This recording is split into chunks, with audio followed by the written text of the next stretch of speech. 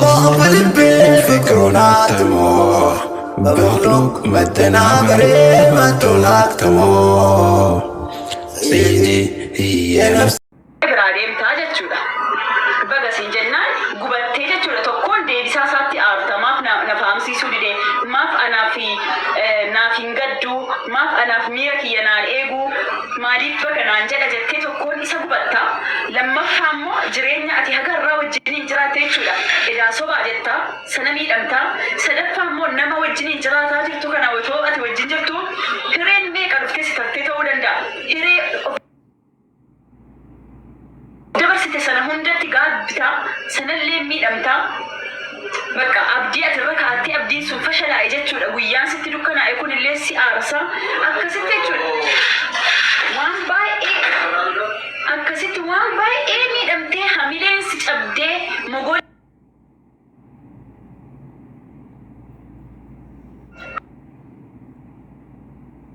dhiira biraallee amanuu hin dandeessu deemtee yoo dhiira biraallee kan dhugaan si jaallatu argattellee jechuudha dhiirri sitti dhufu kun siif akka diinaati baqqaati utuu akka si jaallatu akka ni waan hunda si ta'aa jiru gajjalee miilla si miicceessitan kabaakkabee akkamitti mataatti si baatee osoo si wajjin jiraataa ru'ate of qusatta of qabda maaliif amma dura of kennitee of dhabdee jirtaata amma dura of kennitee miidhamtee jirtaata kanaaf irraa of qusatta nama si jaallatullee miidhaa jirtaa jechuudha ofis miitee namas miita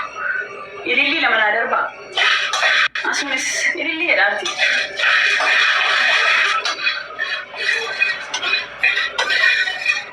wallahi wanni kun dhugaadha yaani nama hedduu mudannoo akkasiillee qaba wanni kun nama baay'ee mudateeralleeti namni waan akkasiillee hin dabarsin hin jiru galatooma umar welcome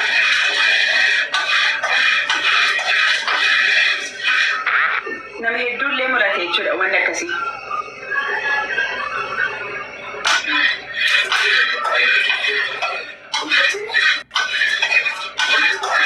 na baay'ee ambarsiistuu jaalalaati waa'ee jaalalaa irratti jechuudha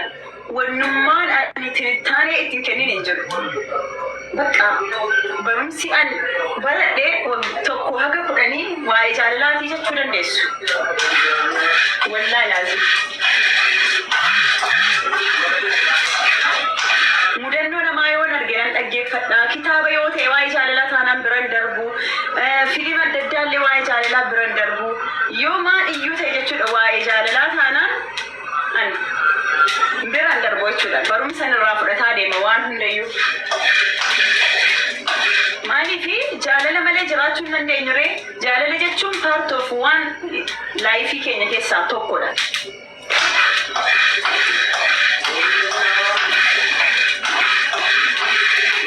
amma maaltu geemii na qabachiisa geemiin taphadhuan bayyasu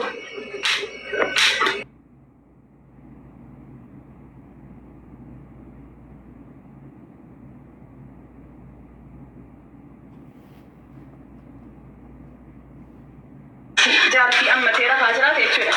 siidoonaan buna danfisaa jirtii jedhamnaan fiigee dhaqee buna siidoonaan geeffaa jedhee jechuudha fiigee dhufe buna kana dhugee jechuudha amzaa hamma argitaniini laayivii irra jira nama 400 baatee buna dhuguudhaaf jechuudha laala bunni kun nafaruu hin qabu nagaatti bakka sii durfee kan buna dhugaa jedhee jechuudha laayivii kanarraa bahee jechuudha nagaraa misxirri samaa seetanii buna kana jechuudha amma reedee dirqama buna kana dhugu anis ka'ee hatu asumaan taatee dhibbanatti ergiti deemaa itti maa asuutti an taphachuu barbaadaan jiru uummataa wajjin hifataa jedhee asumarratti waan tokko bahaarsee jedha akkuma carraa siinatti erginaan jalaa qabe malee an geemii taphachuu barbaadaan jiru jaarsi kiyyallee laayivii seeniitii fataa jedhii kolfii taphadhu namaa waliin malee geema kana osoo dhiistee natti tola jedheera hamilee isaallee cabsuun fedhu hamzaan illee haasa'uma babbareedaadhaan natti dhufnaani malee ani gaaffiif deebii babbareedaan natti dhufnaani malee geema taphachuuf hin turre hamzaa waliin illee inna reediins geemii kana baay'ee jibbee jira taphadhu miira keessa jirra taphadhu miira keessa jira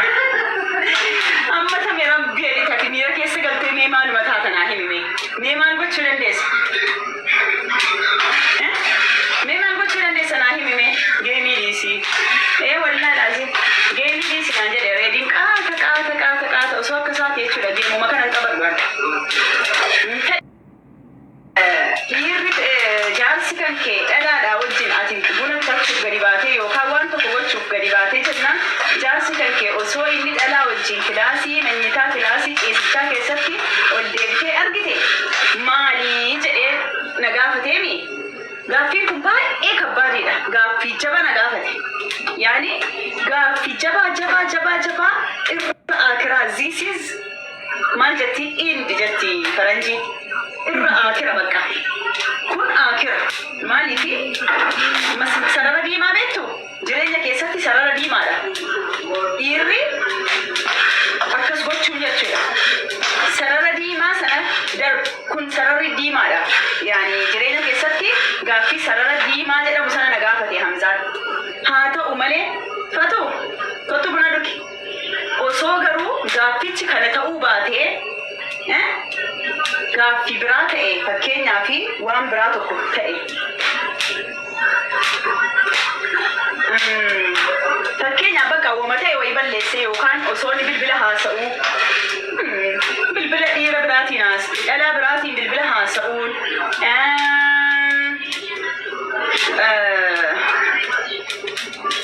bilbila haasa'uun ammas immoo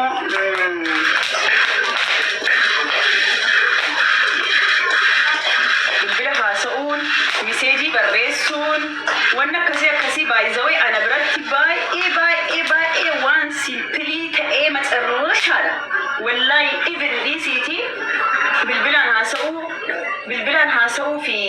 miseejii barreessuun na biratti baay'ee simpiliidha. Nakkaabadu waan akkasii baay'izawee jireenya koo keessatti reediin yoo barbaade yoo dhalaanan hin beekne tokko wajjin chaat godhee haaya akkam fayyaadha nagaadha jirta kanarra darbee siin fuudhaa natti heerume hin jedhu bashees yoo jedhe maaliif jette hin jedhu naan maaliifi normaalii daree qaamaan na bira jira na wajjin jireenya isaa na wajjin jiraataa jiraani nama tokko dubbisuun qabu namni kun fira isaa ta'uu dandeessi gaheetuma yoon ka'ee maalii ati haasoftu eenyuun haasaa jirta akkamitti haasofta jedhee yoon gaafadhee yoon itti lole borii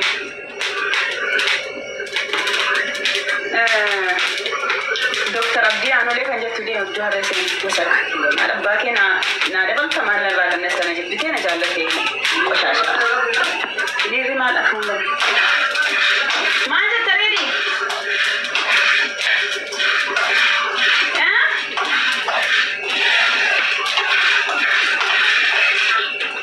Kadha laayivii rakkan turu barbaade bunni nu ba'uu dide yaa habi.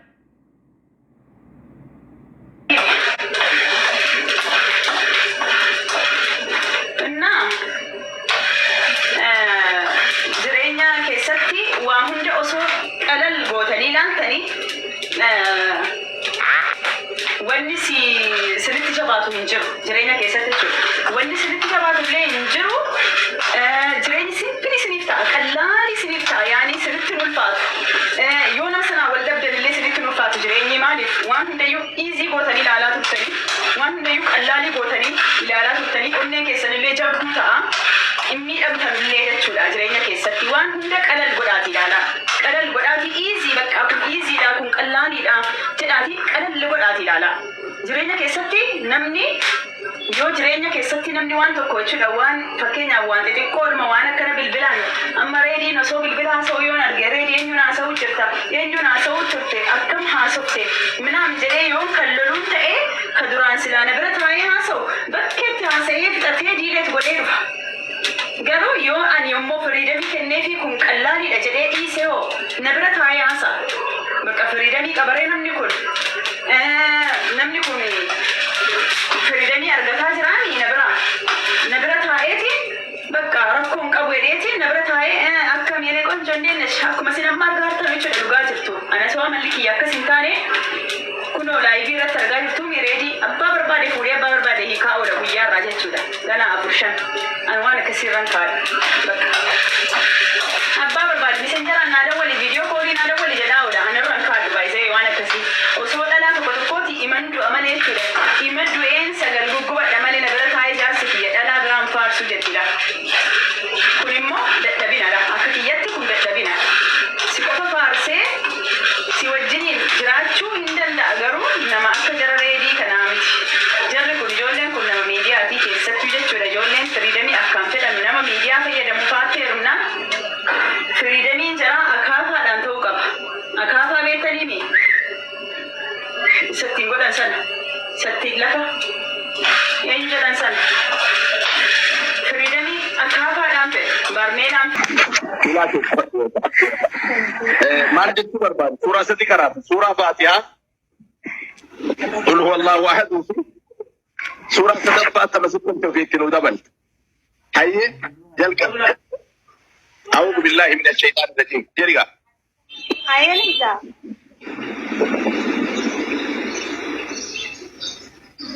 فاتحة كرأي كما سنة كرأي مي أسانتي ايه أعوذ بالله الرحمن جري كما سنة كرأي لكن نجرب أعوذ بالله من الشيطان الرجيم بسم الله الرحمن الرحيم الحمد لله رب العالمين الرحمن الرحيم مالك يوم الدين إياك نعبد وإياك نستعين اهدنا الصراط المستقيم صراط الذين أنعمت عليهم غير المغضوب عليهم ولا الضالين آمين. خلاص ما شاء الله سورة الإخلاص لما قل الله أحد قريبا قالتهم بماكي بسم الله الرحمن الرحيم الحمد لله والله أحد الله الصمد لم يلد ولم يولد ولم يكن له كفوا أحد. ما شاء الله سورة تدفى كما من فضلك يعني وكمكيتي مي حواس أفين آتا سرفا فيرات تيمي أدام بودا سرفا نفيرتو أمير قالت أنا جلك في قرآن الأفيري أما بودا قرآن الأفير تنو لي قرآن سيأفير إن شاء الله دي سيبر موسيقى بابا والله دي سيبر موسيقى إنو أرى قرآن الأفير أمو حضران أدناك دراتي بيو أوجي قال لك دعائي كالتي رب نراج أفسيغاني هيوجد حتى لبين اللي سرى ويابوتو وياني فاقم مان اللي سرى بوتو رب سيجالة راماتي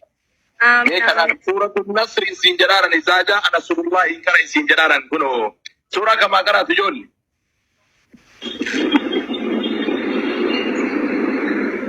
من صوب مالي مراتان إسلام أمرتو فيان سجراني شاميني برودا رغانا والله بارك الله فيك سورة النصر جراني شي عبد الرزاق سورة نصر كريمي إذا جاء نصر الله أيه أعوذ بالله من الشيطان الرجيم بسم الله الرحمن الرحيم إذا جاء نصر الله والفتح ورأيت الناس يدخلون في دين الله أفواجا فسبح بحمد ربك واستغفره إنه كان توابا.